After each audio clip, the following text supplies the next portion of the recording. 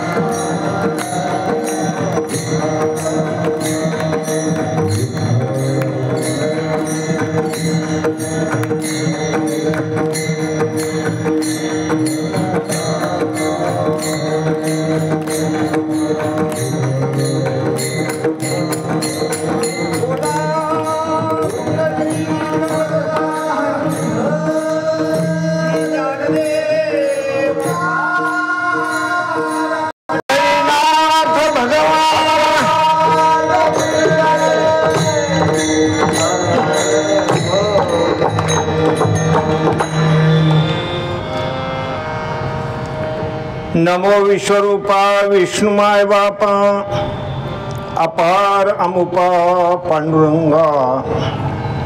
ओम नमो ज्ञानेश्वरा करुणा करा दया, तुमचा अनुग्रह लाधलो पावन झालो चराचरी.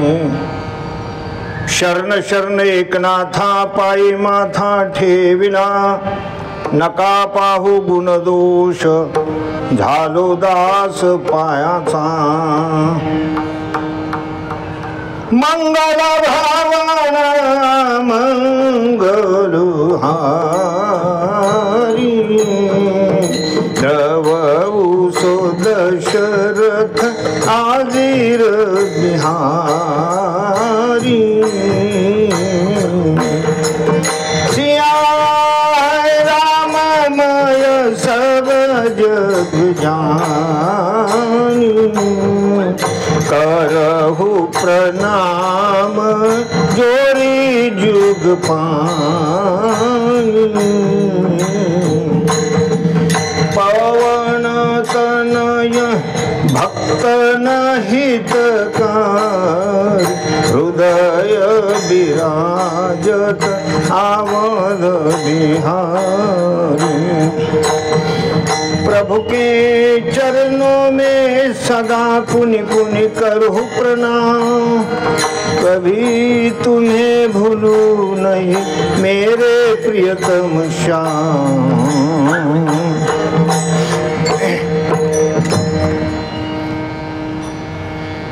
देवती ही बड़े धरिला साया से, करोनिया नाश उपाधीचा। पूर्व पक्षी धातू धिक्कारिले जन, स्वये जनार्दन तेची झाले। प्रस्तुत प्रसंगी सेवेकरता निवडलेला अभंग श्रीमान जगद्गुरु जगद्वंदनीय महाराष्ट्र भूषण वैराग्यमूर्ती तुकोबाराय यांचा हा 3 कडव्याचा छोटासा पण फार मोठा आणि मोठ्या लोकांकरता लिहिलेला आहे। मोठ्या लोकांकरता परमार्थामध्ये तर सर्व सारखेच पाहिजे ना। तुम्ही काय हे नवीन काढला का? याच्यात कुठं छोटे मोठे असतात का? हो, छोटे मोठे असतात। 3 प्रकार आहेत। काही कनिष्ठ अधिकारी असतात, काही मध्यम असतात आणि काही उच्च अधिकारी असतात। आणि हा अभंग कसा आहे? उच्च अधिकाऱ्याचा, म्हणजे मोठ्या लोकांचा। पारमार्थिक जीवनामध्ये मोठेपण हे प्रयत्नानं मिळवावं लागतं। प्रयत्नानं ती गोष्ट साध्य करावी लागते। संसार जो आहे तो केवळ प्रयत्नावर चालत नाही, त्याला अदृष्टाची साथ लागते, म्हणजे नशिबाची साथ लागते, प्रारब्धाची साथ लागते। नाही तर मला सांगा, कोणाला श्रीमंत व्हावं वाटत नाही? कुणाला असं वाटत नाही की आपल्याकडे मोठा बंगला असावा, 4 व्हीलर गाडी असावी, सेवक असावे, आपल्या याच्यामध्ये शेतीबाडी असावी, दागदागिने अंगावर असावे, असं कोणाला वाटत नाही? सर्वांना वाटतं, पण भेटतं का? सर्वांना मिळत नाही। त्याचं कारण काय आहे की ते अदृष्टाधीन आहे। प्रयत्नाला अदृष्ट सुद्धा लागतं। आता हे निवडणुकीला लोक उभे राहतात, कुणाला वाटत नाही आपल्याला सत्ता मिळावी? प्रत्येकाला असं वाटत असतं की कोण निवडून आलं पाहिजे? मीच निवडून, मी म्हणजे मीच। आणि त्यांच्या बरोबरीचे जे लोक असतात ते प्रचार करणारे, ते सुद्धा म्हणत असतात येऊन येऊन येईल कोण, म्हणजे तेही तेच म्हणतात आणि यांना सुद्धा काय निवडून यावं वाटतं। पण सगळे निवडून येतात का? नाही। त्याच्या मागे काय लागतं? अदृष्ट लागतं। प्रयत्न चालू आहेत पण अदृष्टाची साथ लागते। निवडून आल्यानंतर सुद्धा कोणाला राजीनामा द्यावा लागतो, अदृष्ट बरोबर नाही। विठ्ठल विठ्ठल विठ्ठल।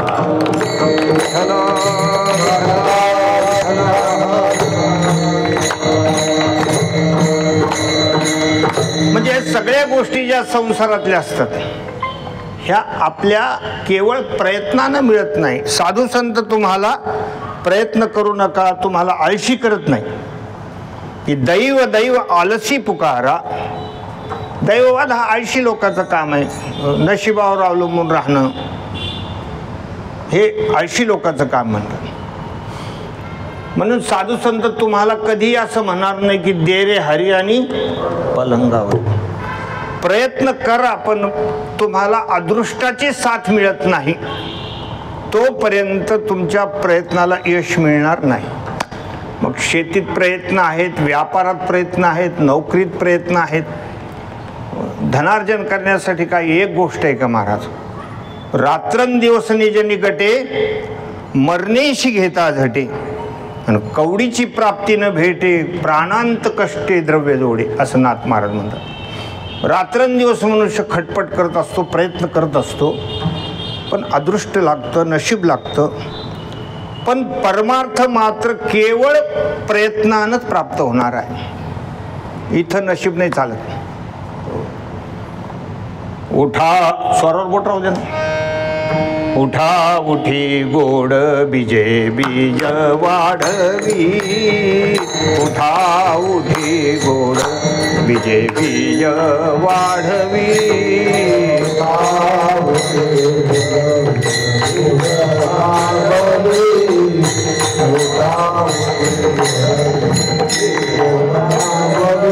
येथे नघली नघली आड,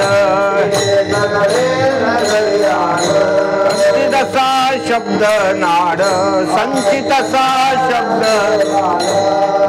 उठा उठी गोड,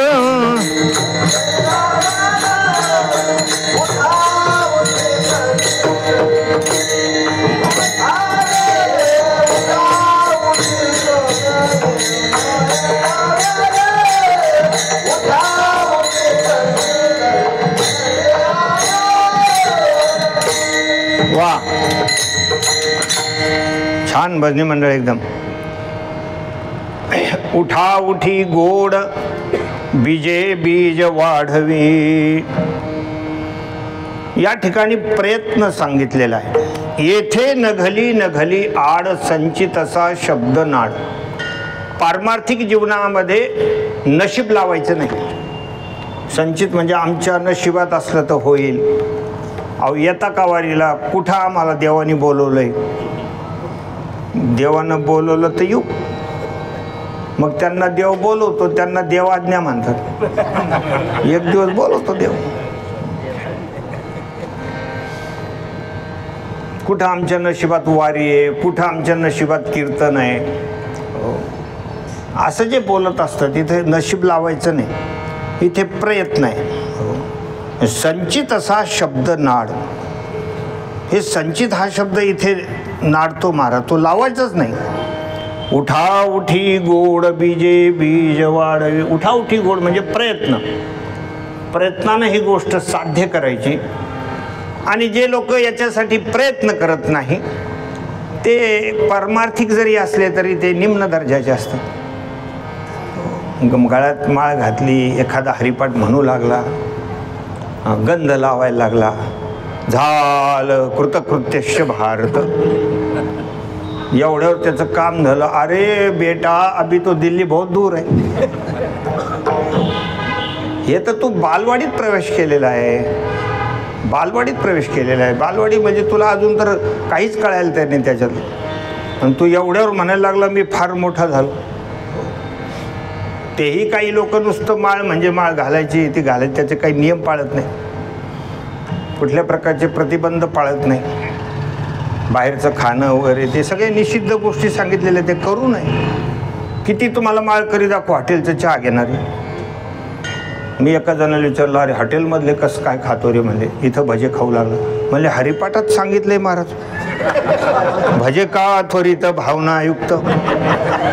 म्हणलं चांगला अर्थ लावला बा यांनी भजे काचा. म्हणजे त्याच्यासाठी फार बंधन आहे. माळ घातली गंध लावू लागला म्हणजे आपण फार मोठे झालो असं नाही. हा प्रवेश आहे, प्रवेश आहे. एकदम तुम्हाला मोठं होता येणार नाही. प्रयत्न नाही तर काहीच नाही. तेवढ्यावर तुमचं काम झालं तर काहीच नाही, प्रयत्नच नाही, काम तिथल्या तिथंच आहे. त्याला काय उपयोग? म्हणून इथे या अभंगामध्ये फार महत्त्वाच्या गोष्टी सांगितलेल्या आहेत. ज्यांनी ज्यांनी प्रयत्नाने भगवंताला प्राप्त करून घेतलेल्या आहे त्यांच्यासाठी काही गोष्टी या अभंगाच्या पहिल्या कडव्यामध्ये सांगितलेल्या आहेत. देवती ही बळे धरिला सायाचे, देवती ही बळे धरिला सायाचे, देवती बळे धरिला सायाचे,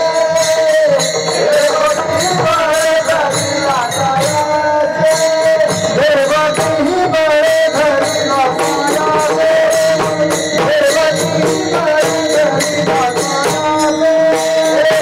देवती बळे धरिला सायाचे.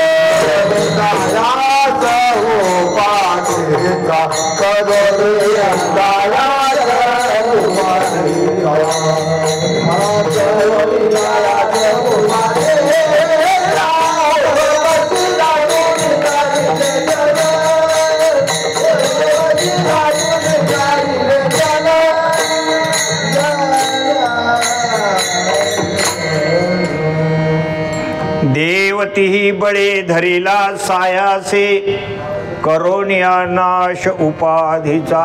आपण जो सेवेकरता घेतलेला अभंग आहे त्याच्यातलं हे पहिलं कडवं आहे. तसं तर महाराजांचे सगळे गोडवे आहेत. याला कडवे का म्हणतात हेच मला कळत नाही. काय आश्चर्याचीच गोष्ट आहे. ते गोडवे आहेत खूप. पण मग नंतर मला कळलं की बरेच लोक कडीनं फिरतात म्हणून त्याला कडवे म्हणले असतील. हो, त्याच्या अंतरात कोणी प्रवेशच करत नाही. आपलं चाललंय कडीनं काम, म्हणून कदाचित त्याला कडवे म्हणत असतील असं मला वाटतं. देवतीही बळी धरिला सायाशी. तीही म्हणजे त्यांनी, प्रयत्नवाद्यांनी देवाला प्राप्त करून घेतलं, पण बळ सायास त्यांनी बळानं, सायास म्हणजे प्रयत्नानं आणि उपाधीचा नाश करून इतक्या गोष्टी कराव्या लागतात, तेव्हा कुठं भगवंताची प्राप्ती होते.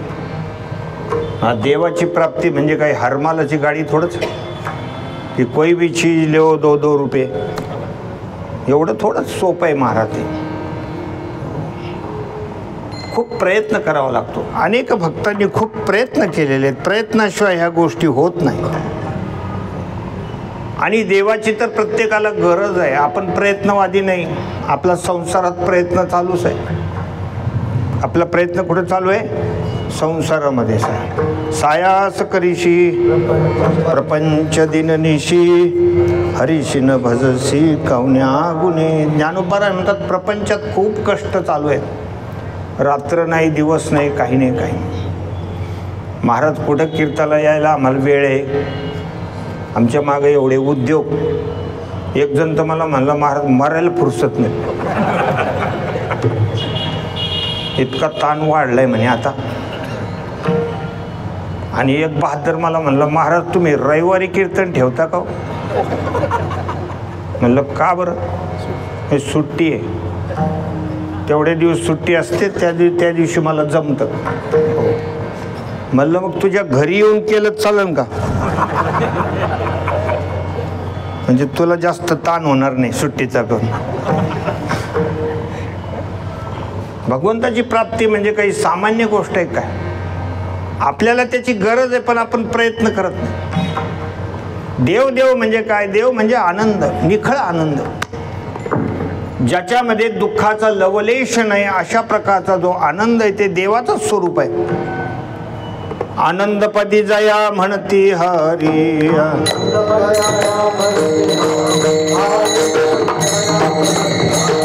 सत्पदते ब्रह्मचित्पदते माया, सत्पदते ब्रह्मचित्पदते माया, आनंदपदी जया म्हणती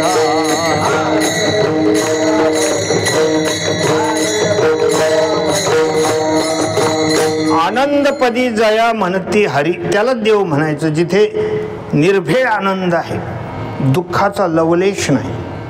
आपण संसारामध्ये म्हणत असतो आम्ही फार आनंदी आहोत, आम्ही फार सुखी आहोत, पण त्या आपल्या सुखाची व्याख्या फार संकुचित असते. आणि ज्याच्यात कधीच दुःख होत येत नाही त्याला काय म्हणायचं? आनंद.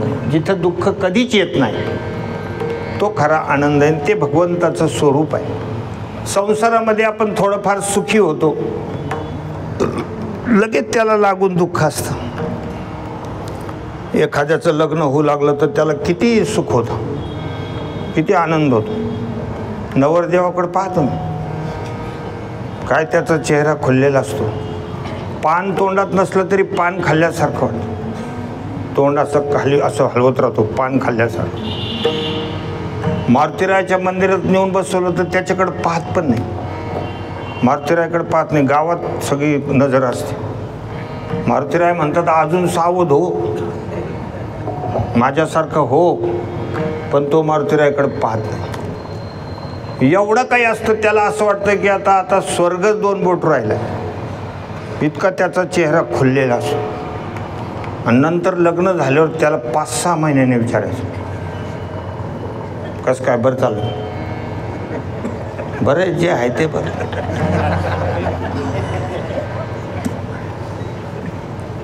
हे बा सगळ्याचं तसंच आहे,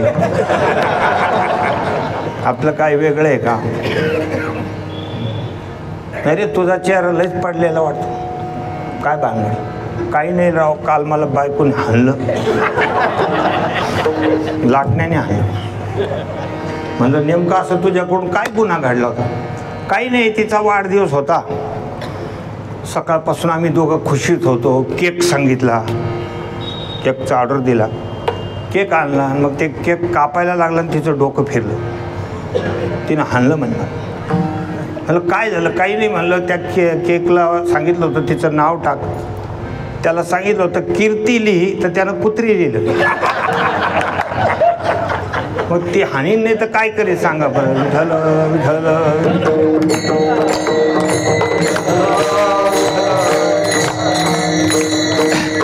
जाऊ द्या, हा विरोधाचा भाग आहे, पण एकूण संसारामध्ये मागे दुःख आहेच. हो, सुखाच्या मागे दुःख आहेच. पण निर्भेळ आनंद ज्याला ते देवाचं स्वरूप आहे. हे याची सगळ्यांना गरज आहे, जशी शिक्षणाची सगळ्यांना गरज असते.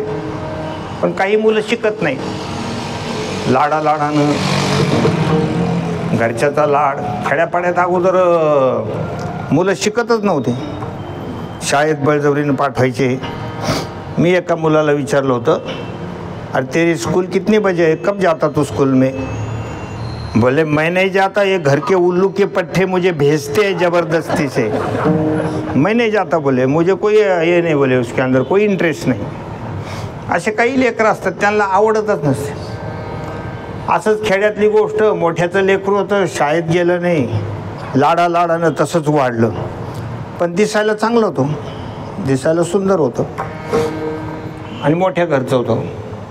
त्याचं लग्नाचं वय झालं, 24-25 वर्षाचा झाला, स्थळ येऊ लागले आणि मोठ्या मोठ्या पार्ट्या येऊन बघू लागल्या. पण आता मोठ्याचं लेकरू म्हणल्यावर बोलायची भीती वाटते ना, जास्त प्रश्न कसं का विचारावं? मोठ्याचं लेकरू आहे. अहो, मोठ्याच्या कुत्र्याला सुद्धा एकदम हाड म्हणता येत नाही, अहो हाडा. हो. ते काय तुम्हाला साधी गोष्ट वाटली काय?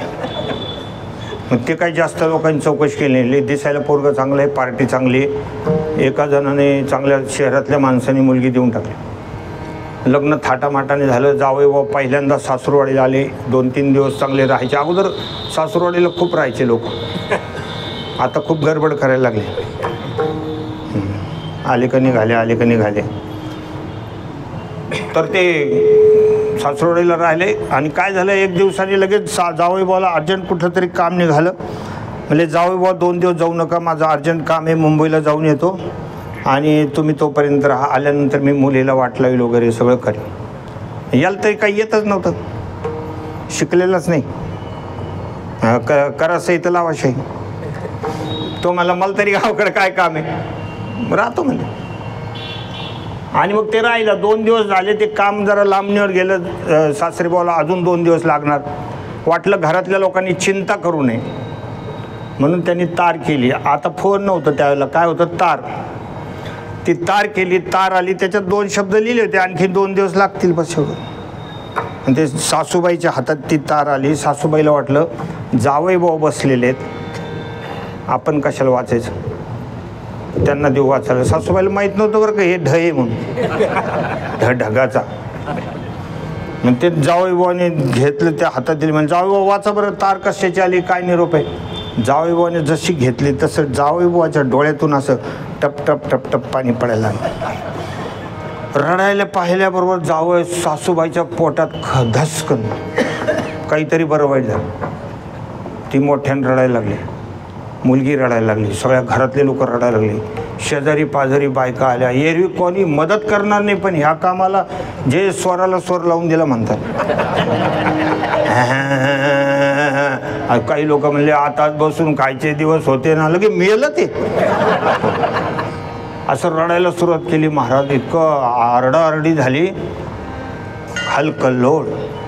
एक समजदार मनुष्य होता, तिथून चाललं. म्हणले काय झालं, आत्ता बरं होतं. एकदम सगळेच रडायला लागले. बेकार घटना झाली. काय झालं गंगू, का रडते? म्हणले ती सकू रडते म्हणून मी रडते, मला तरी काय माहीत काय झालं. तिला विचारलं तू का रडते? म्हणले तिला विचारा, मला तरी काय माहिती. असं लोन गेलं सासूबाईपर्यंत. म्हणजे सासूबाई रडल्या म्हणून मी रडले. सासूबाईला विचारलं तुम्ही का रडले? म्हणजे जावई भाऊ रडले. म्हणजे जावई भाऊ सांगा ना रडायचं काय कारण? म्हणजे तार वाजता येत नाही. आपलं दृष्टांत झाला. आता त्याच्यातला एक सिद्धांत असा आहे की शिक्षण न घेतल्यामुळं स्वतःही रडला आणि पूर्ण गावाला रडायला लागलं. म्हणजे शिक्षणाची गरज असताना त्यांनी घेतलं नाही. तसंच आपल्याला भगवंताची गरज आहे, त्याच्यासाठीच हे शरीर आपल्याला मिळालेलं आहे. तुका म्हणे जन्म आल्याचे विठ्ठलची एक देखील, याच्यासाठीच मिळालेलं आहे माणूस हे शरीर. लब्ध्वा सुदुर्लभमिदं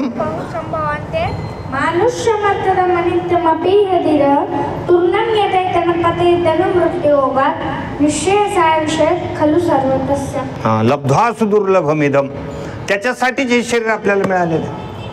पण आपल्याला तो आनंद, त्याची गरज आहे, देवाची गरज आहे, पण आपण त्याला काही समजत नाही आणि त्याच्यासाठी काही प्रयत्न करत नाही. म्हणजे आपण निम्न दर्जाचे आहोत. काही तर महाराज माळ घालत नाही, काही करत नाही, काही करत नाही. त्यांना कोणत्या वर्गात बसावं हेच काही कळत नाही. 60-60 वर्षाचे झाले तरी दारू पितात, पत्ते खेळतात. काही त्यांना शरीराचं महत्त्वच कळालं नाही. आणि जे काही आले त्याच्यातले बरेचसे निम्न दर्जाचे आहेत, कनिष्ठ दर्जाचे आहेत, काही मध्यम दर्जाचे आहेत, काही आपल्या हौसेने वगैरे करतात परमार्थ. प्रयत्न करणारे फार कमी आहेत. काहीला हौस असते, एखाद्याला अभंग म्हणायची हौस असते, कुठेतरी 2-3 चाली बसलेले राहतात आणि ते भजनात येतो. तर असं आपल्याला वाटतं लई भजनी भारी आहे, पण तो येतो कशाला? त्याचा अभंग म्हणायला येतो. तर कधी नंबर लागेल याच्या वाट पाहूनच राहतो. त्याला कोणी सांगायचा उशीर अभंग म्हणतो, लगेच पेटीवाल्याला म्हणतो काढा आपला अभंग, जसं काय यांनी लिहिलेला आहे. एकदा अभंग झाला मोकळा, मग लगेच म्हणतो टाका चहा. चहा बी घेतला घ्या उतारा अभंग. असे काही त्याच्यातले हौस राहते. कोणाला एखादा अभंग म्हणायची हौस राहते, कोणाला वाजवायची हौस राहते, कोणाला कशाची. असे काही असतं. आमच्या रोहिलाकडे एक माणूस होता, त्याला फक्त उड्या मारायची हौस. भारुडात त्याला बोलवायचे लोक. मग तो भारुड म्हणायला, त्याला तो म्हणायचा मी भारुडाचे कडे म्हणतो, तू नुसतं उड्या मार. त्याला तेवढंच येत होतं उड्या मारायचं. म्हणजे असं काही त्या अंगाने येतात. ते मध्यम आहेत लोक, नाहीपेक्षा बरे. काय म्हणतात त्याला, समथिंग इज बेटर दॅन. बरोबर आहे का? हुकलं काही सांगायचं बरं. हो, बरं आहे आपलं दगडापेक्षा वीट. मग पण जे खास प्रयत्नशील आहे, की ज्यांनी प्रयत्न सुरू केलेले आहेत की मला भगवंताला प्राप्त करून घ्यायचे, म्हणून या अभंगातल्या शब्दाकडे लक्ष द्या. देवतीही बळे आणि धरीला सायाशी. ज्याच्याकडं वैराग्याचं बळ आहे, ज्याच्याकडं प्रयत्न आहेत आणि ज्यांनी उपाधीचा नाश करण्याचा प्रयत्न केलेला आहे, त्यांनाच देव मिळतो, नाही तर मिळत नाही. विठ्ठल विठ्ठल.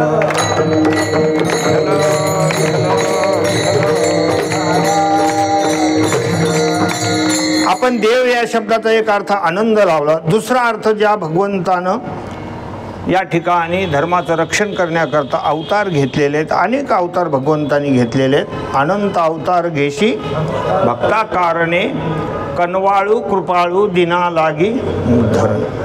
अनेक अवतार भगवंताने घेतलेले. त्यातली त्यात रामकृष्ण हे 2 अवतार अत्यंत गोंडस, अत्यंत गोड, खूप सुंदर अशा प्रकारचे. त्यांचे नामही गोड आणि रूपही गोड आहे. रामकृष्ण नामी हे दोन्ही साजिरी, हृदय मंदिरी स्मराकारी. प्रभू रामचंद्राचा अवतार आहे, भगवान कृष्ण परमात्म्याचा अवतार आहे. भगवान रामचंद्र प्रभूला ज्या भक्तांनी प्राप्त करून घेतलेलं आहे, त्यांच्या थोड्या चरित्राकडे बघा की त्यांनी खरोखरच वैराग्याचं बळ धारण केलेलं आहे का आणि प्रयत्न केलेले आहेत का. कारण आपले शब्द अभंगात 2 शब्द आहे, बळे आणि सायासे. तर बळ त्यांनी त्यांच्या ठिकाणी वैराग्याचं आहे का.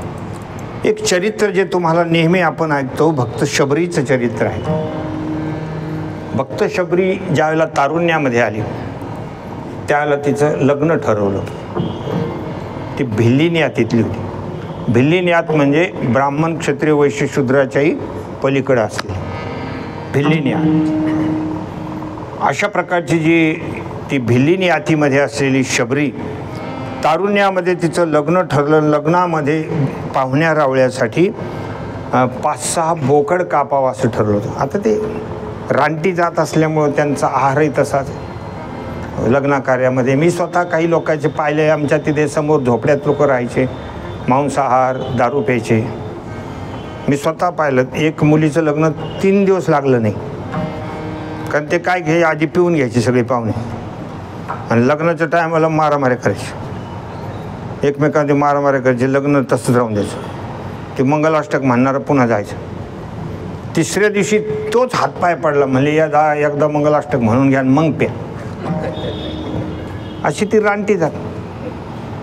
त्या शबरीला कळालं की माझ्या लग्नामध्ये हे इतक्या हत्या होणार, इतके पशु मारले जाणार आहेत, म्हणून तिनं सोडून दिलं. ते पळून गेली. याला काय म्हणायचं? वैराग्य. वैराग्य म्हणजे वैराग्याचं बळ पाहिजे की त्याच्यावर पाणी सोडून दिलं त्या शबरीनं. नको, मला लग्नच नाही करायचं. आणि मातंग ऋषीकडे गेली. आणि मातंग ऋषीकडे गेल्यानंतर आता सायास, बळे आणि सायासे, मातंग ऋषीवर नितांत श्रद्धा ठेवली. संताचे पायी हा माझा विश्वास, सर्व भावे दास झालो त्यांचा. मातंग ऋषीची काया वाचा मनानं सेवा केली. शिक्षण काही नव्हतं आणि भगवंताच्या प्राप्तीची लालसा निर्माण झाली. मातंग ऋषीला सांगितलं, महाराज मला काही इच्छा नाही हो, पण मला असं वाटतं की मला प्रभू रामचंद्रानं दर्शन द्यावं. मला तर काही येत नाही, शिक्षण नाही, काही नाही, कुठलं मी पारायण करू शकत नाही, कुठलं संस्कृत अध्ययन नाही, अध्यापन नाही, काही नाही, काही अशी मी आहे. भगवान मला भेटतील का?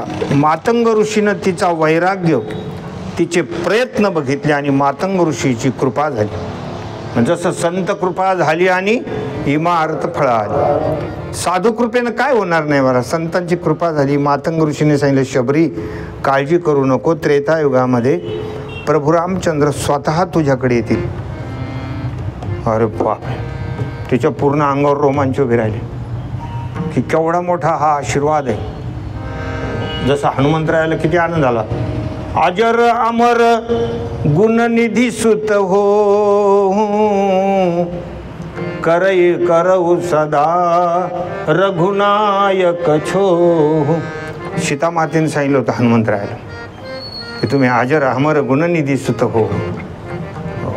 आणि हनुमंतराय नाचायला लागले. खूप आनंद झाला त्यांना की किती मोठा आशीर्वाद आहे.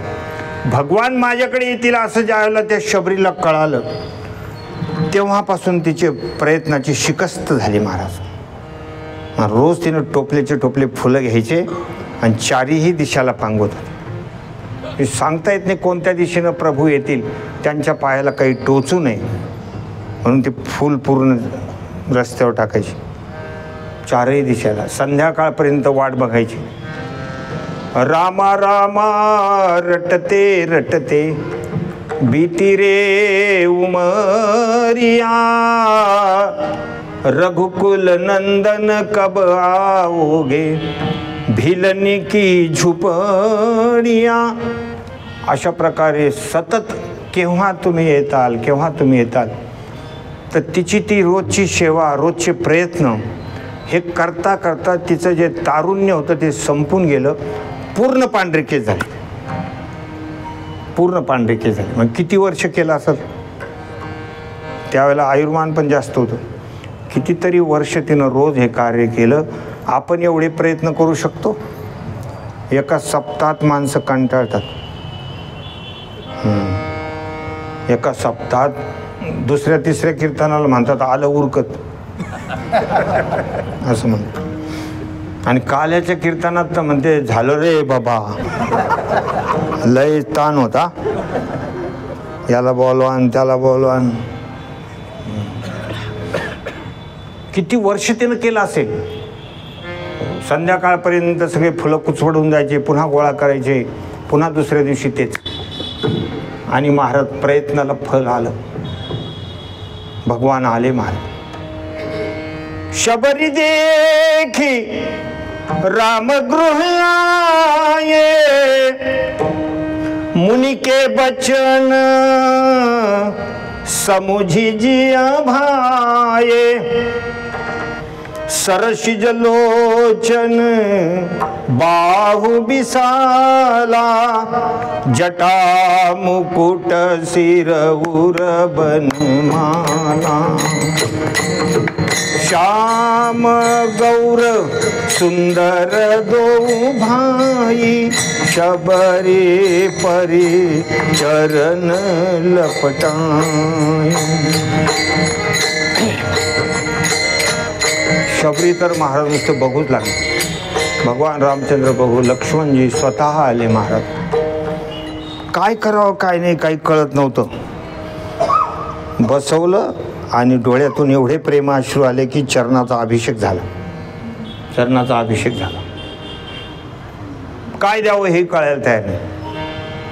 बोर होते ते थोडेसे दिले, बोर पण सगळे टोकरलेले बोर होते। भगवान मिटक्या मारू मारू वारंवार बखाणी, वारंवार वर्णन करून खाऊ लागले। शबरी म्हणते, प्रभो मी फार अधम आहे। अधम ते अधम, अधम अति नारी, तिन्ह महु मैं मति मंद खरारी। कह रघुपति सुनु भामिनी बाता, मान हुए एक भगती करनाता। भगवान म्हणतायत की अरे तू तुझ्या शिक्षणाबद्दल जातीबद्दल बोलू नको। जाती पाती कुल धर्म बडा आहे, हे सगळं तुच्छ आहे, ह्या सगळ्या गौण गोष्टी आहेत। मानव एक भगती करनाता, मी फक्त तुझ्या अंतःकरणातलं प्रेम बघतो। बोर खाऊ लागले, काही लक्ष्मणाला दिले। अरे घे लक्ष्मणा, भक्ताचा प्रसाद आहे। लक्ष्मणाने पाहिलं, काही लोकांना पाहून खायची लय सवय, तारखा पाहत राहते लोक, गोळ्या खाते पण उलटे सुलटे पाहत राहते। हे तर एक्सपायरी, अरे तू एक्सपायर व्हायच्यामध्ये जवळ आलाय ना, आता काय पाहू राहिलं त्याच्याकडे? हे असं माणसाला बघायची सवय राहते, ते टोकरलेले बोर। आणि मग ते लक्ष्मण खालीवर पाहू लागले तर भगवंत फार चमत्कारी काम, भगवंत अत्यंत लीलाधारी। भगवान मुद्दा म्हणतात, शबरी अरे हे बोर असे टोकरलेले कसे काय? पाखराचे उष्टे आहेत का? म्हणजे देवा पाखराची उष्टे तुम्हाला कसं देईल? मी स्वतः चाखून पाहिले, जे गोड गोड होते ते टाकले। आता ही शबरी 2-2 वर्ष दंतमंजन करीत नव्हती आणि तिनं टोकरलेले ते बोर। मग भगवान जास्तच मिटक्या मारून खायला लागले। लक्ष्मणाला म्हणले अरे खा खा। लक्ष्मणाने नाही खाल्ले, नुसतं हा हा म्हणून असे दिले टाकून। तिथं मग पुढं त्याच पाल्याचा रस काढून त्यांना लक्ष्मण शक्ती लागली ना, तेव्हा ते त्याच्यात मिक्स करून द्यावं लागलं। तेव्हा लक्ष्मणजी उठून बसले, त्या संजीवनीमध्ये त्याची टक्कर करावं लागली। हा भक्ताचा महिमा आहे, भक्तांचा महिमा आहे महाराज।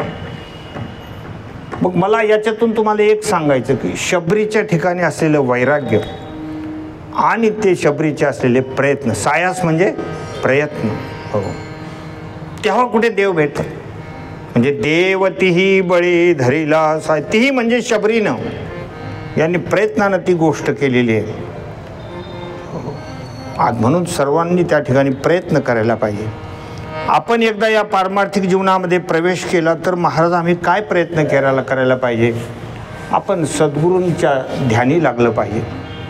माझा उद्धार होण्याकरता मला सद्गुरू भेटतील का? सद्गुरू अधिकार संपन्न आम्हाला भेटतील का? याची तळमळ असली पाहिजे। जसं शांतीब्रह्मनाथांना तळमळ होती, ते देवगिरीवर गेले आणि सद्गुरूंच्या कृपेनं ते मुक्त झाले, नाथ महाराज झाले महाराज। म्हणजे गुरु कशा असायला पाहिजे त्याचं नाथ भागवतात वर्णन आहे। तस्मात् गुरु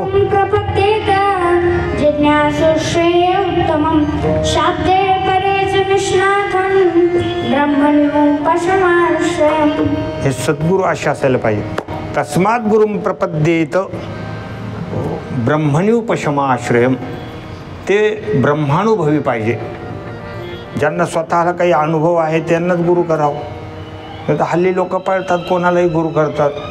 का हो तुम्ही त्यांना गुरु केला? हो, मोठे मोठे डॉक्टर लोक त्यांचे शिष्य आहेत, बरेच इंजिनियर लोक त्यांचे शिष्य आहेत. अरे इंजिनियर ठीक आहे, त्यांना किती माप लागतं, किती खडी लागते हे कळेल का त्यांना? गुरुचं काय एवढं असणार आहे? गुरु कसे असायला पाहिजे याचं काही डिग्री त्यांच्याकडे असेल का? डॉक्टर शिष्य आहेत म्हणजे डॉक्टर फार झालं तर कोणत्या रोगावर कोणतं औषध लागतं, पण नेमके सद्गुरू हे कसे असायला पाहिजे? सद्गुरू कसे असायला पाहिजे? तस्मात् गुरुं प्रपद्येत जिज्ञासुश्रेय उत्तमम शाब्दे परिचनिष्णातम. आपल्या ठिकाणचं जे काही ज्ञान आहे ते समोरच्या शिष्याच्या ठिकाणी त्यांना देता आलं पाहिजे. ते शब्द निष्णात असले पाहिजे, ब्रह्मानुभवी असले पाहिजे. आणि तिथे नुसतं जाऊन चालत नाही तर त्यांचे प्रयत्नानं सेवा केली पाहिजे. म्हणजे सायास तद्विधी प्रणिपातेन परिप्रश्नेन सेवया उपदेक्षन्ति ते ज्ञानं ज्ञानिनस्तत्त्वदर्शिनः. तद्विधी प्रणिपातेन तिथं जायचं, प्रयत्न करायचे, त्यांना साष्टांग नमस्कार करायचा आणि अगदी योग्य अशा प्रकारचा प्रश्न विचारायचा. परिप्रश्नेन सेवया. सेवा हा फार मोठा तेथ सेवा हा दारवंठा म्हटलेला आहे. तो स्वाधीन करी सुभटा ओळगोनी तनु मनु जेवे सेवा करायची. आणि त्यावेळेला ह्या गोष्टी प्राप्त होतात. नाथांनी जनार्दन स्वामींची सेवा केली. विठ्ठल विठ्ठल.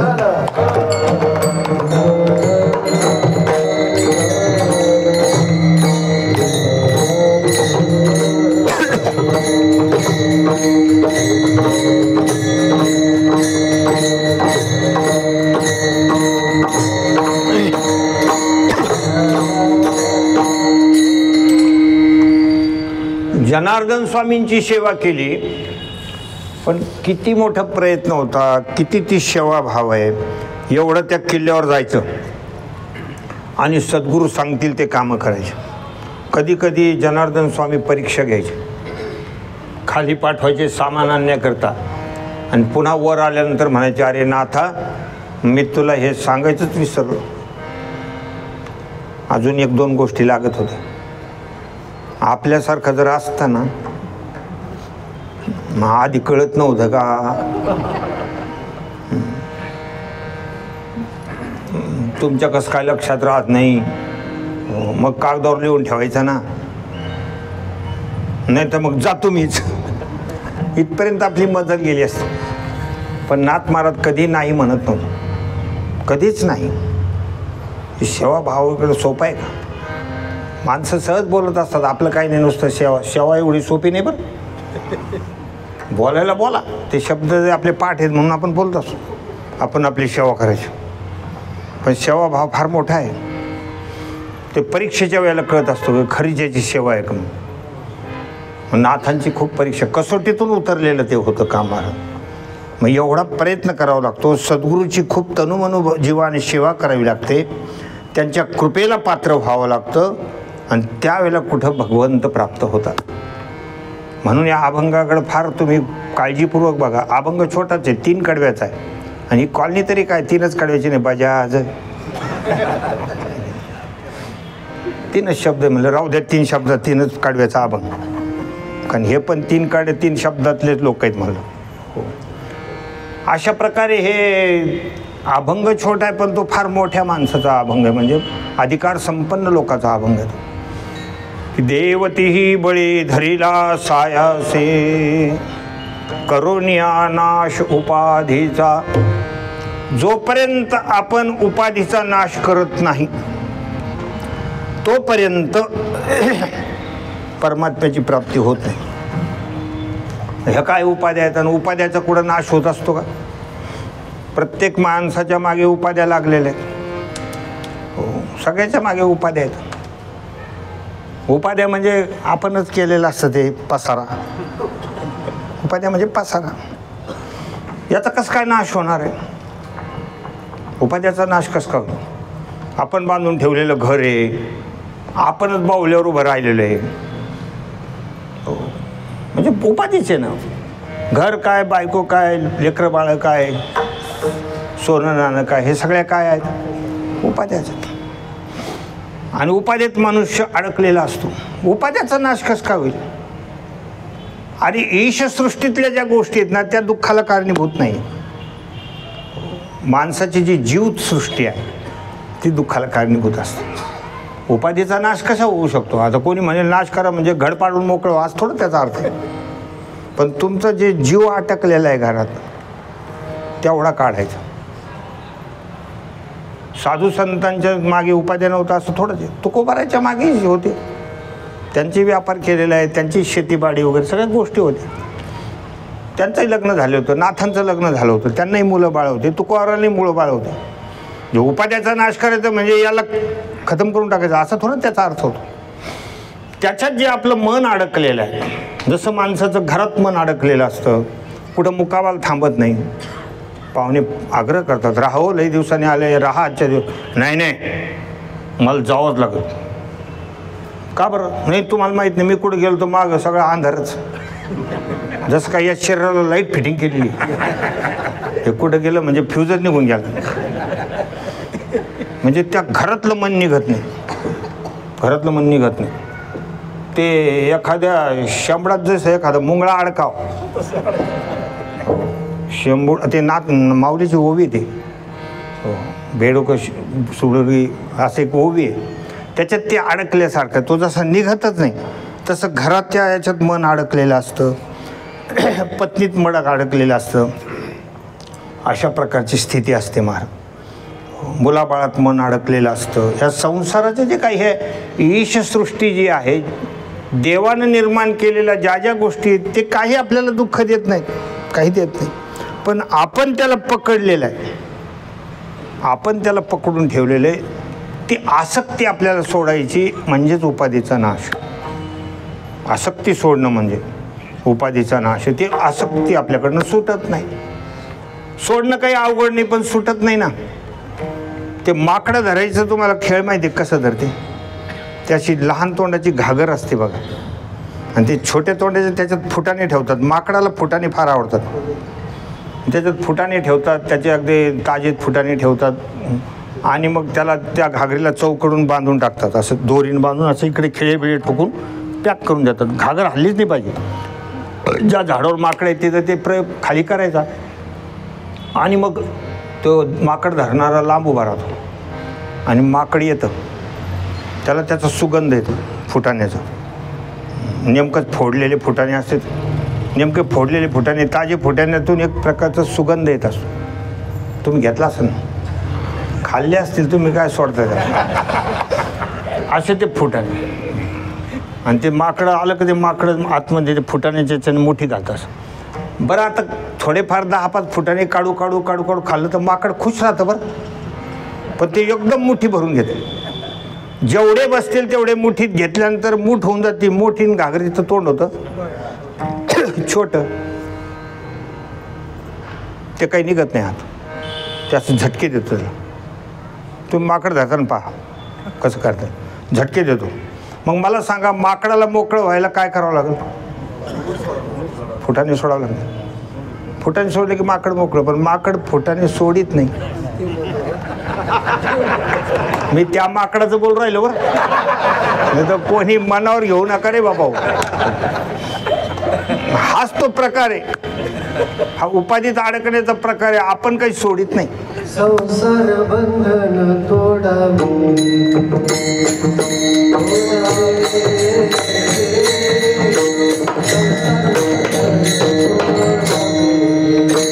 Oh,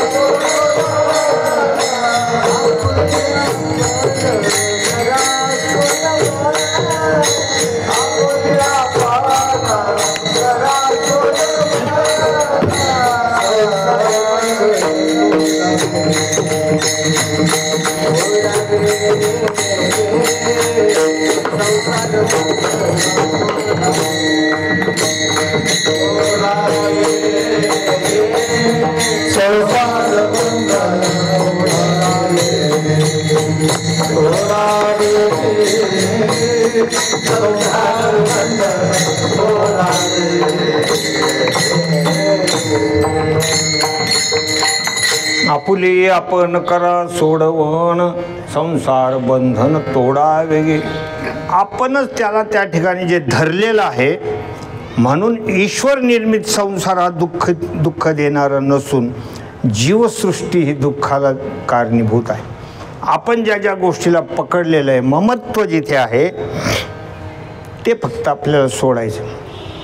जसं जगद्गुरु तुकोबारायांनी हा संसार मनातला टाकून दिला होता, जरी त्यांच्या मागे बायका मुलं वगैरे जरी असले तर ते म्हणतात बरे झाले देवा निघाले दिवा. एवढं सगळं गेलं तर कोणी असं म्हणाल का बरे झाले? कोणी म्हणाल का महाराज? आपला 10,000चा जर खिशा कापला गेला तर आपण दुसऱ्या दिवशी पेढे वाटू का? कोणाला सांगू का आजी सोनियाचा दिनू वर्षे अमृताचा घन, असं म्हणू कोणी? की फार चांगली गोष्ट झाली, फार चांगली गोष्ट झाली, माय 10,000 गेले. फार दुःखी होतो मनुष्य. किती किती दिवस मनातून जात नाही, किती किती दिवस मनातून जात नाही. विसरतच नाही माणसं, विसरत नाही. कधीही विचारात झाला तो लगेच म्हणतो हा तिथं असं झालं. म्हणजे हा संसार आपल्याला बोलतो तेवढं सोपं नाही, ते मनातून जात नाही. आणि तुकोबाराय तर महाराज यांनी मनातून तो काढलेला आहे. नाथ महाराज संसारात होते पण संसारात नव्हते. त्यांच्याही पत्नी होती, मुलं होते, पण ते त्याच्यात चित्त नव्हतं. चित्त हे भगवत चरणारविंदी स्थिर झालं होतं. कशातही त्यांचं मन असं अडकलेलं नव्हतं. म्हणून त्या उपाधीचा त्यांनी संपूर्णपणे त्याग केला होता. साखर खेड्याची आत्ताची घटना आहे बघा, जास्त वर्ष झाले नाही. साखर खेड्याचे एक महाराज म्हणून, त्यांचं मला नाव आठवत नाही आहे, हां प्रल्हाद महाराज. त्यांना कोणीतरी प्रश्न केला होता की महाराज घरादारावर तुळशीपत्र ठेवणं म्हणजे काय? घरावर तुळशीपत्र ठेवणं म्हणजे काय? तर त्यांनी सांगितलं चल माझ्याबरोबर. आणि जे त्यांचं घर होतं राहण्याचं, त्यांनी तुळशीचे पानं घेतले, त्या उंबरठ्यावर ठेवून दिले. त्यांच्या पत्नीनं सांगितलं काय गडबड आहे, काय चाललं? म्हणले व याला मला सांगायचं आहे की घरावर तुळशीपत्र ठेवणं म्हणजे काय. 2 मिनिट थांबा म्हणले, मला बाहेर येऊ द्या. लगेच त्या तशाच्या तशा बाहेर आल्या. आता ठेवा म्हणे. घरावर तुळशीपत्र ठेवलं, तोंड फिरवलं, पुन्हा आयुष्यात तिथं पाय दिलं नाही. घडल का आपल्याकडून? नाही. म्हणजेच याचा अर्थ उपाध्या आपल्या मनातून जात नाही, संसार जात नाही. उलट कीर्तनकारांनी जास्त वाढून ठेवलेले, जास्त उपाध्या वाढून ठेवलेल्या, जागा घेतलेल्या आहेत, बांधकाम अमुक धमुक. हो, आणि त्यालाच ते परमार्थ म्हणतात. आमचं परमार्थ लय जोरात चालू आहे असते ना, लय भारी काम. म्हणजे उपाध्या वाढून ठेवणं याला कुठं भारी काम म्हणतात का? उपाध्या तुमच्या त्या ठिकाणी मनातून गेल्या पाहिजे, ही खरी गोष्ट आहे. पण करोनिया नाश उपाधीचा म्हणजे प्रत्यक्ष ज्या गोष्टीत त्या प्रत्यक्ष नाश करता येत नाही, पण मनात जर त्याला कोणी थारा दिला नाही तर त्या उपाधीचा नाश झाला. म्हणून साधू संतांचं जीवन जे उज्ज्वल आहे, त्यांनी संसाराची एकही गोष्ट मनात साठवली नाही. त्याला गीतेमध्ये जनक राजाचं नाव आलेलं. कर्मणैव हि संसिद्धी मास्थिता जनकादय लोकसंग्रमे वापि संपश्यन् कर्तुमर्हसि. गीता ग्रंथामध्ये जनक राजाचं नाव आलं. राजा जनक होते, केवढं मोठ्या उपाध्या होत्या, एवढं मोठं राज्य, एवढं मोठं वैभव, पण ते याज्ञवल्क्य मुनीची कथा ऐकायला जायचे. मस्तपैकी समोर जाऊन बसायचे. कधी कधी थोडा वेळ व्हायचा जायला, तर काही शिष्यगण मंडळी जी होती ती कुजबूज करायची. शिष्यमंडळी त्यांच्याबरोबर राहणारी. काय आजकाल महाराज लोकांचं काय खरं राहिलं नाही. मोठ्या माणसाला आल्याशिवाय सुरू करीत नाही, राजा आल्याशिवाय हे बोलत नाही. आम्ही इतकं आधी येऊन जागा धरून बसलो आहे, आम्हाला काही किंमतच नाही, एवढं आम्ही त्यागी माणसं आहेत. काही नव्हतं, सगळे भगवे कपडे, लंगोट्या छाट्या वगैरे, रुद्राक्षमाळा, एवढं त्यांना नव्हतं. झोपड्या होत्या. एवढे आम्ही त्यागी असून आमच्याकरता लगेच सुरू करीत नाही, राजा आल्याशिवाय सुरू करीत नाही. ती गोष्ट हळूहळू याज्ञवल्क्य मुनीच्या कानावर गेली की लोक काय बोलायला लागले म्हणून.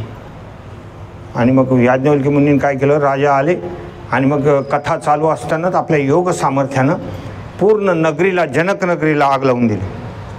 योग सामर्थ्यानं सगळीकडे भडका उठला. आग आग, पेटलं पेटलं पेटलं. आग म्हणल्याबरोबर सगळे जे होते ना तिथे बसलेले शिष्य लगेच धूम ठोकली. काही नव्हतं, झोपड्या होत्या. लई झालं तर लंगोट्या असत्याल, लुंग्या असत्याल, असं काय कमंडलू बिंडलू याच्याकरता पळाले. ते वाचले पाहिजे बुवा, ते जळू नये म्हणून पळाले. कोणी नाही तिथं. आणि मग ते बाकी जनक राजा मांडी घालून बसले होते, त्यांनी मांडी पण नाही हलवली. याज्ञवल्क्याने सांगितलं महाराज हे सगळे पळून गेले, त्यांच्याकरता एवढं काही नाही, पण तुमचा राजवाडा जळू राहिला, तुम्ही उठा ना. जनक राजाने सांगितलं महाराज आपण आनंदानं कथा सांगा. जे जळतं ते माझं स्वरूप नाही आहे, आणि जे माझं स्वरूप आहे ते कधीच जळणारं नाही. हो, त्यांनी असं सांगितलं. न जायते म्रियते वा कदाचिन नायं भूत्वा भविता न भूय अजो नित्य शाश्वतोऽयं पुराणो न हन्यते हन्यमानेषु. ते कधीच जळणार नाही, ते अविनाशी आहे. अशा प्रकारे ते सांगितलं. म्हणजे जनक राजा एवढ्या मोठ्या वैभवात असून सुद्धा त्यांनी उपाध्या टाकून दिल्या होत्या. दिसायला उपाध्या होत्या की असायला होत्या? फक्त दिसण्यापुरतं, राज्यकारभार दिसण्यापुरतं होतं. पण त्यांना त्याच्यामध्ये कुठल्याही प्रकारची आसक्ती नव्हती. या अंगानं ज्यांनी उपाधीचा त्याग केलेला आहे ते खऱ्या अर्थानं देवाला प्राप्त करू शकतात. म्हणून तीही देवतीही बळे धरिला सायासे करोनिया नाश उपाधीचा. बळे म्हणजे वैराग्याचं बळ, अत्यंत प्रयत्न, उपाधीचा नाश, अंतःकरणातली आसक्ती घालवणं, त्यांनी देवाला खऱ्या अर्थानं प्राप्त करून घेतलेलं आहे. मग जे आता परमार्थ पथिक आहे, ज्यांनी परमार्थामध्ये प्रवेश केलेला आहे त्याच्यामध्ये एक पूर्व पक्ष असतो आणि एक उत्तर पक्ष असतो. जसं नारदीय कीर्तन असलं ना, त्याला एक पूर्व पक्ष असतो आणि एक उत्तर पक्ष असतो. म्हणजे हे वारकरी संप्रदाय तसं नाही. पण नारदीय कीर्तनामध्ये सुरुवातीला ते जे काही पद घेतात, अभंग घेतात, त्याचं ते निरूपण करतात. मग उत्तर पक्षामध्ये एखादी कथा असते, कोणी शूरवीराची असेल, कोणाची असेल, कधी महाराजांचं एखादं चरित्र असेल, छत्रपती शिवरायांचं चरित्र आहे, छत्रपती संभाजीराजांचं चरित्र आहे, खंडोबाळांचं चरित्र आहे, तान्हाजी मालुसरेंचं चरित्र, हे मी ते नारदीय कीर्तनामध्ये असतं. मग ते उत्तर पक्षात त्यांचं सुरू होतं. मनी चिंतन कुल स्वामीचे असं ते शिवाजी महाराजांचे सुयच चिंतोनी तान्हाजी खास निघाला कोंडाणा किल्ला घेण्या असते त्यांचं सुरू होतं. मग ते उत्तर पक्षामध्ये. तसं आपलं पारमार्थिक जीवनामध्ये हे दोन पक्ष आहेत. एक पूर्व पक्ष म्हणजे प्रवेशिका, परमार्थामध्ये प्रवेश केलेला आहे, माळ घातलेली आहे, गंध लावलेला आहे, हे सगळं सुरू झालं होतं. मग त्या पूर्व पक्षामध्ये काय करायचं म्हणजे त्यांनी उत्तर पक्षामध्ये ते कृतकृत्य होतात. ही गोष्ट दुसऱ्याकडे सांगितलेली आहे.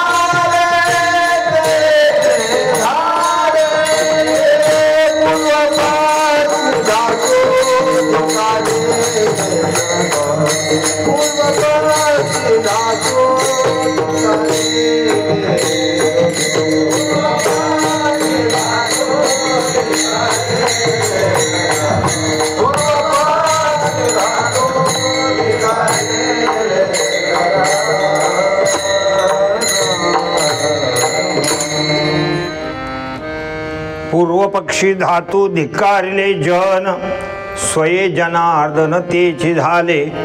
हे अभंगाचं दुसरं कडवं आहे. पूर्वपक्षी म्हणजे पारमार्थाची सुरुवात. एकदम तर कोणी एवढा मोठा अधिकारी होऊ शकत नाही. एखाद्याला समजा MBBS व्हायचं असेल तर काही त्याला 5वीला थोडंच असं म्हणता येतं की बाबा मला डायरेक्ट त्या वर्गात बसवा म्हणून, मला डॉक्टर व्हायचं आहे पण मला आत्ताच व्हायचं, असं कोणी 5वीचाच मुलगा म्हणायला लागला तर कसं शक्य आहे? त्याला टप्प्याटप्प्यानं जावं लागेल, प्रयत्न करावे लागतील. त्यावेळेला तू तिथपर्यंत जाऊ शकतो तुझे प्रयत्न योग्य दिशेनं असले तर. त्याप्रमाणे पूर्वपक्ष म्हणजे आपण परमार्थामध्ये प्रवेश केलेला आहे.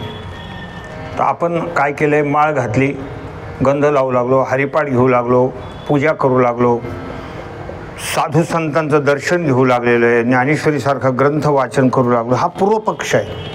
आणि या पूर्वपक्षामध्ये आपल्याला संसाराच्या बाबतीमध्ये एक दृष्टी प्राप्त झाली पाहिजे. पण पूर्वपक्षी धातू धिक्कारिले जन. धातू म्हणजे वित्तेषणा आणि जन म्हणजे लोकेशना, म्हणजे पैशाच्या माध्यमातून येणाऱ्या सगळ्या गोष्टी. आणि लोकेशना म्हणजे लोकाचं. लोक आपल्याला काय म्हणतात, लोक आपल्याला लय मानतात. लोकेशना, मला पुरा जिल्हा ओळखतो, असे माणसाला एक लोकेशन. अहंकार, त्यात कशाचाही माणसाला अहंकार असतो. स्टेजवर एक माणूस म्हणायला लागला, ते खासदार येणार होते, तर लोकांना म्हणायला लागला ते माझ्यासंग बोलले. हो, स्टेजवर आले तसे आधी माझ्यासंग बोलले. काय अहंकार? एकाने विचारलं काय बोलले? म्हणले काही नाही, खाली होय म्हणले. म्हणजे कशाचा बी माणसाला अहंकार. ते पूर्वपक्षामध्ये जे आहे तर माणसाचे परमार्थाच्या सुरुवातीला पैशातलं मन निघालं पाहिजे. वित्तेषणा, हाय पैसा. याच्यात माणसाचं मन अडकून जातं. प्रत्यक्ष कधी त्याग, मनातून त्याग, अशा दोन गोष्टी. ज्यावेळेला विभीषणानं त्याग केला, रावणाला समजावलं की बंधू तुम्ही फार चूक केलेली आहे की तुम्ही माता सीतेला आणलेलं आहे. सोपर्णारी लिलार गुसाई तजऊ चौथी के चंद किनाई. तुम्ही परनारीला घेऊन आलात, महान पातक केलेलं आहे, तुम्ही ही गोष्ट फार चुकवलेली आहे. आणि सगळं उपदेश दिला की तुमच्या ठिकाणी कुमती निर्माण झाली आणि कुमतीमध्ये फार दुःख असतं असं त्यांनी सांगितलं. जहाँ कुमतीत अपत्ती नाना, जहाँ सुमतीत संपत्ती नाना, जहाँ कुमतीत विपत्ती निधान. अनेक दुःख असतात. रावणाला ते काही सहन झालं नाही, रावणाने लात मारली. रावणाने एक लात दिली ठेवून. मग असं काही की नेशी चरण प्रहारा अनुज गहे पद बारा. लात मारली. म्हणले बाबा तुम्ही लात का मारत नाही, पण राम भजो हितनाथ तुम्हारा, तुम्ही रामाचं भजन करा, शरण जा तर तुमचं कल्याण होईल, नाही तर होणार. असं म्हणून विभीषणानं त्याग केला. म्हणजे धिक्कारिले, पूर्वपक्षी धातू धिक्कारिले म्हणजे कुटुंब, परिवार, पैसा. विभीषण काही चांगल्याच अवस्थेत असतील ना. रावणाचा भाऊ होता ना. रावणाचं केवढं मोठं वैभव असेल, त्यांचा भाऊ ना तो. ते काय साधा असेल का सांगा तुम्ही? हे सगळ्याचा त्याग केला आणि प्रभू रामचंद्राकडे आले, भगवंताकडे आले.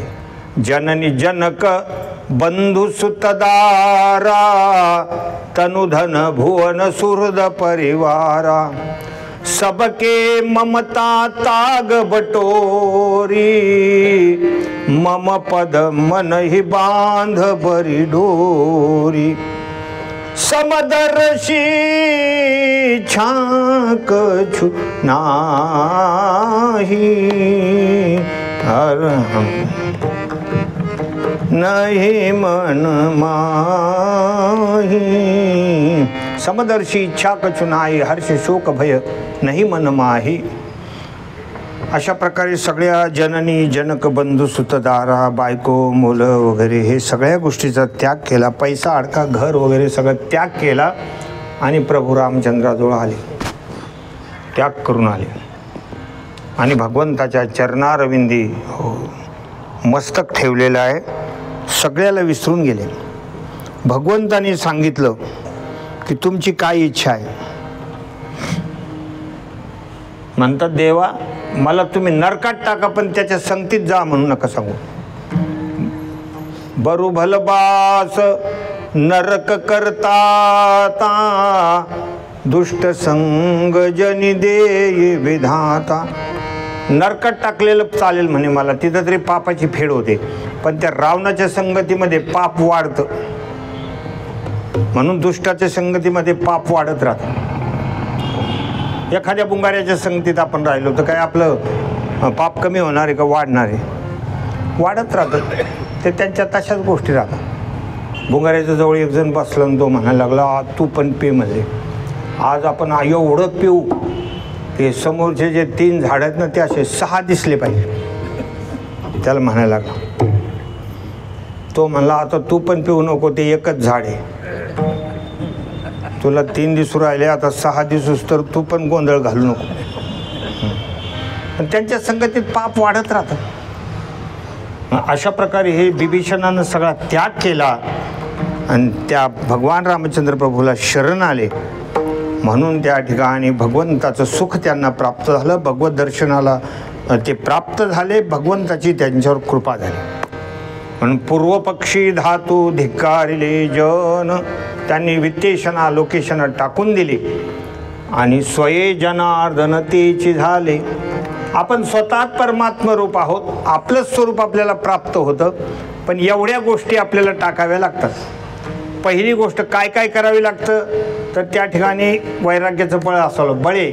दुसरी गोष्ट प्रयत्न. तिसरी गोष्ट उपाधीचा त्याग. आणि चौथी गोष्ट पैसा आणि लोक. लोक वाहवा करतात. चिरंजीव पदामध्ये ना जे जे जन वंदिती पर्यानुतापन उपजे चित्ते. हो ते असे लोक असतात महाराज. ते आपल्याला फुगवत राहतात म्हणे हरीचा अवतार आम्हा लागी झाला स्थिर. लोक म्हणतात बाबा बाबा महाराज तुम्ही म्हणजे देवच. तुमच्यामुळे हे सगळं चाललेलं आहे. तुम्ही म्हणून सगळे. त्यांना कुठंतरी वाटायला लागतं आपण आहे म्हणून. ते आलंच ना लोकेशना. लोकेशना फार बेकार असते महाराज. ते माणसानं एवढं मनावर नाही घ्यायला पाहिजे. लोक कधी कधी तोंडावर एक बोलतात मागं एक बोलतात. मागं म्हणतात त्यांना तसं बोललं म्हणजे बरं वाटतं म्हणून आपण तसं बोलत असतो.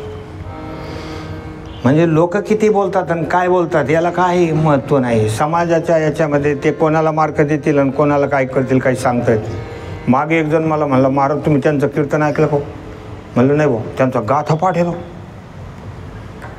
अख्खा गाथापाठ. काय अभ्यास? म्हणलं कोणता गाथापाठ आहे? मला काय कळतं गाथा कशा. म्हणजे याला गाथा माहीत नाही. याचा पूर्व माथा रिकामा आणि मग तो गाथापाठ. लोक कोणाला काय म्हणतील त्याचा काही नियम असतो. काही नियम आहे का? लोक कोणाला काही बोलत राहतात. अशा प्रकारचा हा समाज आहे. लोक तैसा ओक धरता धरवीना. लोक एखाद चांगलं म्हणतील कोणी वाईट म्हणतील. कुटुंब परिवार सुतदारा माल धन लाज लोकन की प्रभु का ध्यान धरने से अगर टूटे तो टूटन दे. मुझे है काम ईश्वर से जगत रूठे तो रूठन दे. लोकांच्या जास्त याच्याकडे वळायचं नाही. लोक काय म्हणतात बरेच लोकांना ही सोय आपलं कीर्तन कसं राहिलं. अरे नारदाच्या गादीवर भगवंताचं नाव घेतलं कीर्तनच आहे ते. त्याला काय विचारायचं? मग ते लोक म्हणतात बाबा त्याला काय पाहिजे? तुमचा म्हणजे नंबर 1. असे लोक असतात. लोक कोणाला कोणाला काही काही बोलत राहतात, फुगवत राहतात. असा समाजाचा स्वभाव असतो. म्हणजे त्यांना त्या गोष्टीबद्दल फार ज्ञान असतं असं काहीच नाही. ते राजा असं समोर बसला होता. एक शास्त्रीय गायन करणारे आणले त्यांनी. भीमसेन जोशी सारखे होते. आणि मग त्यांची बायको जी होती, त्या राजाची बायको राणी, तिला रागरागिण्याचं ज्ञान होतं. रागरागिणी ती मागेच बसली होती, राजाच्या मागे एक अशी खिडकीसारखं होतं, तिथं ती बसली होती खुर्ची टाकून. मग यांचा एक राग झाला की ते म्हणायचं हा कुठून सुरुवात करायची. मग तिनं हळूच सांगायचं यमन. ते म्हणे यमन राग. पण त्या गाणाऱ्याला एवढी स्फूर्ती आली, म्हणजे राजाला रागरागिणीचे नाव माहिती आहे, रागरागिणीचे नाव माहिती आहे. मग त्यांनी लगेच यमन सुरू केलं.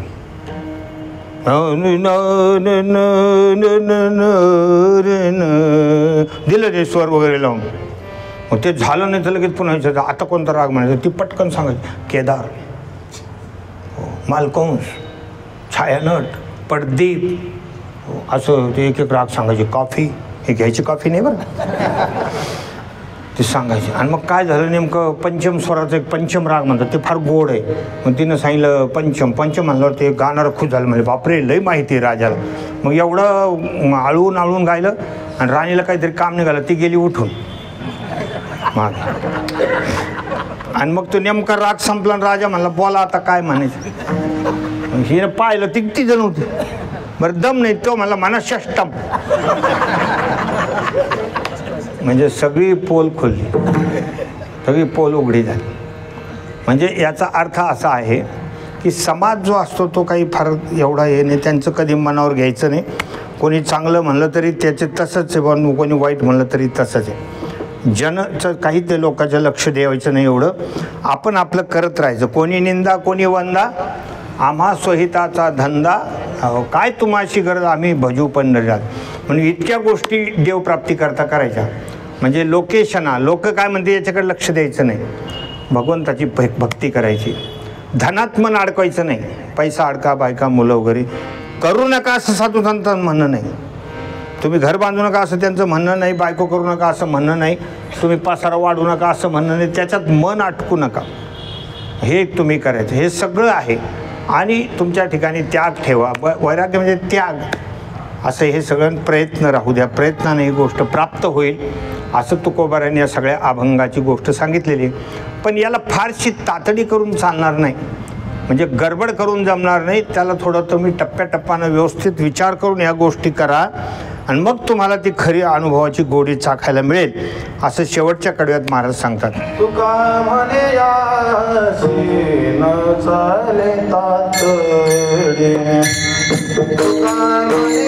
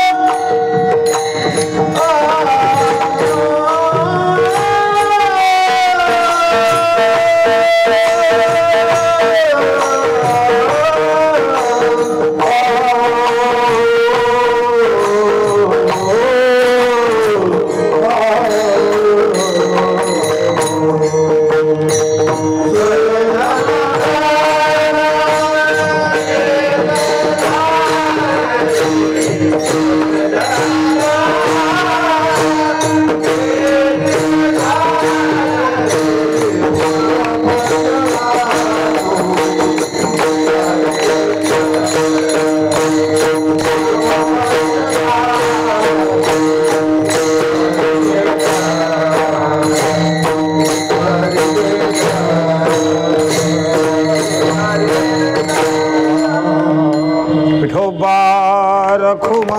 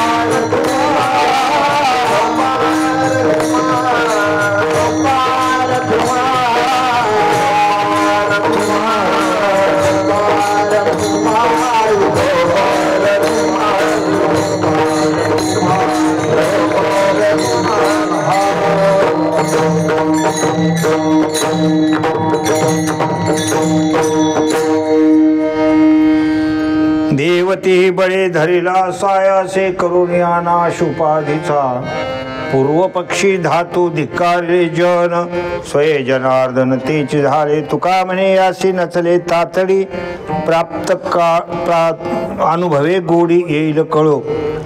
जगद्गुरु तुकोबारायांचा हा 3 कड्याचा अभंग आहे. हे तुम्हाला प्राप्त होण्यासाठी भगवंताची प्राप्ती करून घेण्यासाठी तुम्हाला तातडी करता येणार नाही.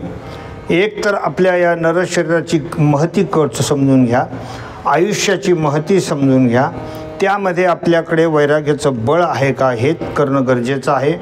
प्रयत्न फार जरुरी आहे आणि संसाराकडं बघण्याची दृष्टी आपली कशी आहे. या संसाराला आपण सत्य मानतो का असत्य म्हणतो का केवळ आपण हरिपटा पाठामध्ये रोज म्हणत असतो लटिका व्यवहार सर्व हा संसार नुसतं म्हणत असतो का खरंच कळतं. याची आपण काय करायला पाहिजे, शहानिशा करून घ्यायला पाहिजे. एखादी जशी गोष्ट संसारात घडली तर माणूस द्या आधी त्याची काय लावा, शहानिशा लावा, खरं खोटं कळून घ्या. तसं या गोष्टीची शहानिशा केली तर भगवंताची प्राप्ती होईल, नाहीतर होत नाही. प्रयत्न करावे लागतात आणि ह्या गोष्टीसाठी हा अभंग या ठिकाणी निवडलेला आहे. कोणतीही गोष्ट असो हो महाराज, हो संसार असो की परमार्थ असो, त्या ठिकाणी सगळ्या गोष्टीचा हिशोबच असायला पाहिजे, हिशोब असायला पाहिजे. संसार करत असताना सुद्धा जर ताळा नसला तर काय तुका म्हणे ताळा नाही त्याची अवकळा, तिथेही ताळा पाहिजे. संसार काय आहे हेही आपण जाणून घेतलं पाहिजे, परमार्थ काय हे आपलं जाणून घेतलं पाहिजे. पण तेवढ्यासाठी आपली बुद्धी पण तेज असणं फार गरजेचं आहे. झाला आपली सेवेचा वेळ समाप्त झालेला. जाता जाता सांगतो की ज्याची बुद्धी तेज असते त्याला काही गोष्टी कळून जातात. एका माणसाला मुलगा झाला तर तो प्रत्येक त्याच्या जन्मदिवसाच्या दिवशी, ज्याला वाढदिवस म्हणतो, 1 वर्षाला 1 रुपया तो एका डब्यात टाकायचा. 1 वर्षाला 5-6 वर्षाचं लेकरू कळत नाही तोपर्यंत तो टाकत होता. आणि ज्यावेळेला लेकराला कळायला लागलं त्यावेळेला तो प्रत्येक जन्मदिवसाला काय टाकायला लागला, 1-1 रुपया टाकला. 52 वर्ष त्याने टाकले आणि 52 वर्ष टाकल्यानंतर त्याने तो डब्बा फोडला. किती रुपये निघाले पाहिजे? हा काय झाला, सोपी गोष्ट आहे ना. ते निघाले 13. आता बोला काय झालं असेल बरं? उत्तर खरं का खोटं हे तरी सांगा कमी कमी. 13 निघाले, कारण त्याचा 29 फेब्रुवारीला जन्म झाला. 29 फेब्रुवारी किती वर्षांनी एकदा येते? म्हणजे 13 चोक उत्तर खरं का खोटं. म्हणजे याचा अर्थ असा आहे की आपल्याला सगळ्या गोष्टीचा हिशोब कळायला पाहिजे की आपण हे विचारतो तर हे याच्यातून जे बोलतात हे खरं का खोटं. हो, तसंच ह्या सगळ्या गोष्टी ताळतंत्र ठेवायला पाहिजे. त्याच्यासाठी बुद्धी जी आहे त्याच्यात चकाकी असली पाहिजे. त्याच्याकरता संतांची सेवा करावी लागते, नामस्मरण करावं लागतं.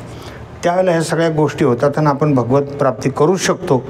अन्यथा वरपांगी ज्या ज्या गोष्टी आहेत त्याच्यानं काही हे आपल्या हाताशी येणार नाही आणि हे प्राप्त झालेलं आयुष्याचं मातेरं होऊन जाईल. म्हणून इथे जागृत असणं फार गरजेचं आहे. या बजाज नगरीमध्ये बऱ्याच वर्षापासून इकडे मी येत असतो.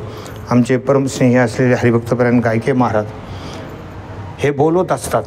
तर यावेळेला त्यांनी मला कीर्तनाला बोलवलं. म्हणलं महाराज हे थोडं वाद्यवृंदाचा आवाज मला सहन होत नाही आहे. फार माईक लहान घेणं, मृदंगाला दोन्हीकडून माईक लावणं, प्रचंड आवाजाचा जरा त्रास होतो.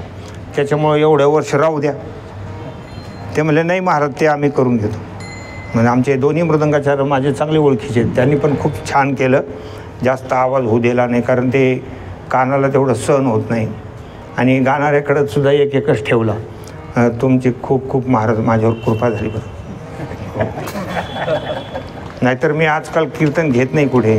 नवीन सप्ताहामध्ये इतकं आक्रमक मुलं झालेले आहेत, वादन काम करणारे एवढे आक्रमक आहे. दोन्हीकडं माईक लावतात. एका मी तिकडे गेवराईकडे गेलो होतो ना, तर रूप पाहत आलो त्याने बी कळायला तयार नाही, मला काहीच कळायला तयार नाही. इतकं आक्रमक वाजवलं त्यांनी. आणि असं वाटायला लागलं की मंडपाचे हे सगळ्या दांड्या धरून बसाव काय, म्हणजे एखाद्या मंडप असं पडून न जाऊ, इतके हादरे बसत होते. त्याच्यामुळं मी तेव्हापासून थोडंसं म्हणतो बाबा जर असं कोणी ऐकलं तर येईल भाऊ, महाराजांनी फार हे केलेलं आहे आणि तुम्ही त्याची काळजी करू नका. मागच्या वर्षी जरी म्हणले असते ना तर आपण केलं असतं. आणि त्याच्याबद्दल खूप खूप तुमचे आभारी आहेत. तुम्ही सगळी जिज्ञासू मंडळी आहे. इथले बजाजनगरमधली खूप सेवाधारी लोक आहेत, हे सगळं मला माहिती आहे. इथे महाराज बसले, त्यांनी भागवत ग्रंथ हस्तलिखित लिहिलेला आहे, तुम्ही हस्तलिखित ग्रंथ केलेले आहेत. असं खूप जणांची सेवा आहे. सेवेला फार मोठं मूल्य असतं. महाराज हे शरीरच आपल्याला सेवेला दिलेलं आहे. हा आमचा छोटासा नातू आहे, 10 वर्षाचा आहे. याची लहानपणापासून सेवा आहे. त्याचा गीता ग्रंथ पूर्ण कंठस्थ आहे. एकादश स्कंदाचे 1367 श्लोक पाठ आहे, त्याच्यात 1012 ओव्या पाठ आहेत. त्याच्यात सेवेला फार मोठं महत्त्व असतं. सातत्यानं कोणती गोष्ट करत राहिली तर आपल्याला ध्येयापर्यंत जाता येतं. एवढ्यासाठी मी तुम्हाला ही गोष्ट सांगत आहे. आपली झालेली सेवा प्रभूचरणी समर्पित करू. एकदा माऊलीचं भजन घेऊ. ज्ञानेश्वर माऊली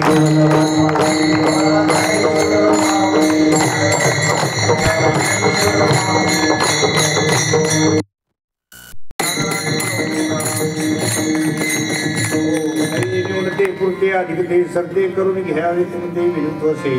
प्रभू तुमचे केले हे धर्म कीर्तन सिद्धी गेले. हेच माझे जीवले पायी विठ्ठल जय जय.